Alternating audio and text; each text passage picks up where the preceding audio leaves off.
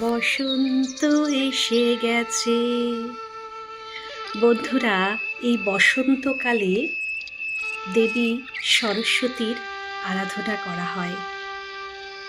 ছাত্রছাত্রীরা তো অবশ্যই, সঙ্গে বড়রাও কিন্তু বাগদেবীর পূজায় অংশগ্রহণ করে।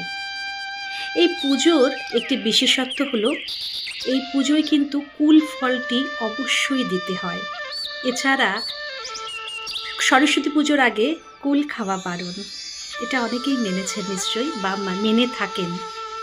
আচ্ছা, এই কুলের সঙ্গে সরস্বতী পুজোর কী সম্পর্ক? চলুন একটি পৌরাণিক কাহিনী আছে, জেনে নেওয়া যাক। মহর্ষি বেদব্যাস বা ব্যাসদেব, যিনি মহাভারতের রচয়িতা, তিনি দেবীর আরাধনা করেন এবং তিনি কুল ফলের বীজটি পান। তখন ব্যাসদেব এই বীজটিকে রোপণ করেন। কিছুদিন পরে এটি বৃক্ষরূপে দেখা দেয় এবং গাছটি ফুলে ফলে ভরে ওঠে।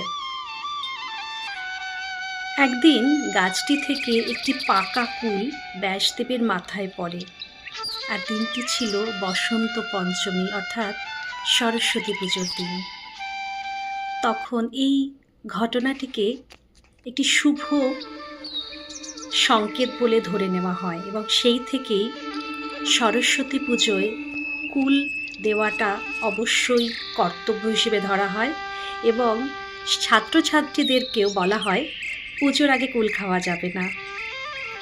আপনাদের ছোটবেলার কোনো ঘটনা থাকলে এই সরস্বতী পুজো নিয়ে কমেন্টে জানাতে ভুলবেন না। ভালো থাকবেন, সঙ্গে থাকবেন।